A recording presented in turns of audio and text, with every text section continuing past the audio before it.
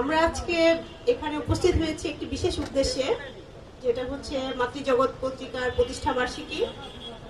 তো মাতৃজগৎ পত্রিকার জন্য দোয়া রইল, শুভেচ্ছা।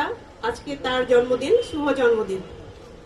তো এখানে আমি পিছনে ব্যানারে যেটা দেখলাম সেটা হচ্ছে সাংবাদিকদের সুরক্ষা। আসলে কেউই কিন্তু আর কি আলোচনা বেশি শুনতে চায় না, বক্তব্য বেশি শুনতে চায় না, কিন্তু সাংবাদিক এখানে বেশিরভাগই মনে হচ্ছে সাংবাদিক যারা আছেন মাতৃজগতের সঙ্গে কাজ করছেন। এই জন্য সুরক্ষার বিষয়ে যেহেতু ট্যাগলাইন আজকের, তো সুরক্ষা নিয়ে একটু কথা বলতে চাই, যদি আপনারা শুনতে চান। তো সাংবাদিকদের কি ধরনের সুরক্ষাটা আসলে দরকার?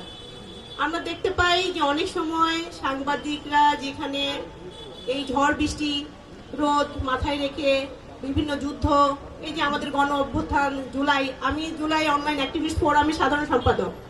তো অনলাইনের মাধ্যমে আমরা যে ফুটেজগুলো তুলে ধরেছি, আমরাও এক প্রকার সাংবাদিক। আমরা নিজেদেরকে বলি মোবাইল সাংবাদিক, আমাদের তো এত বড় বড় আসলে ক্যামেরা নাই, কিন্তু আজকে যে দেশবাসী যে অভ্যুত্থানটা জানতে পেরেছে, কিসের মাধ্যমে জানতে পেরেছে? সবকিছুই তো বন্ধ, বৃষ্টির পানি পড়ে তো ইন্টারনেট বন্ধ হয়ে গেছিল, তাই না? তো তখন কিন্তু আমরা কিভাবে জেনেছি? আমরা এই অনলাইনের মাধ্যমেই জেনেছি। কিন্তু দেখা যায় যে সাংবাদিক যারা পত্রিকাতে লিখছেন, টিভিতে দেখাচ্ছেন, তাদের অবদান কিন্তু অনেক বেশি। একটা সংবাদ, যেমন আজকের সবচাইতে ভাইরাল সংবাদ কি নিশ্চয়ই জানেন, যে উপদেষ্টার পদত্যাগ উনি করতে চাচ্ছেন। এটা ভাইরাল হয়েছে অনলাইনের মাধ্যমে। তো যারা এই অনলাইনের মাধ্যমে অ্যাক্টিভিস্ট করছেন তারাও এক প্রকার সাংবাদিক আমার মানে দৃষ্টিভঙ্গিতে। তো সকল সাংবাদিকদের আমরা কিন্তু হুমকির মুখে পড়ি। অনেক সময় দেখা যায় আমাদেরকে ব্যান করে দেয়, আমাদেরকে ব্লক করে দেয়, কত কিছু করে দেয় আমাদেরকে।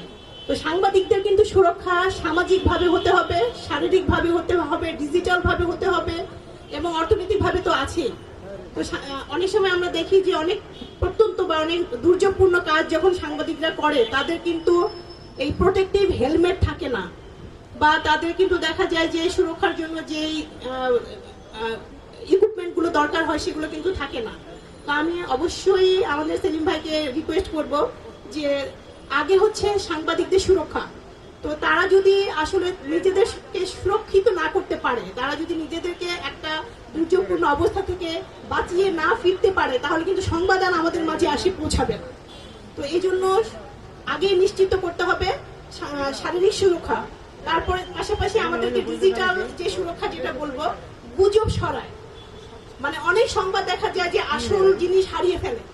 তো এই জন্য গুজবটা যাতে না সরায়, সত্য একনিষ্ঠ সংবাদ যেন আমরা প্রচার করতে পারি।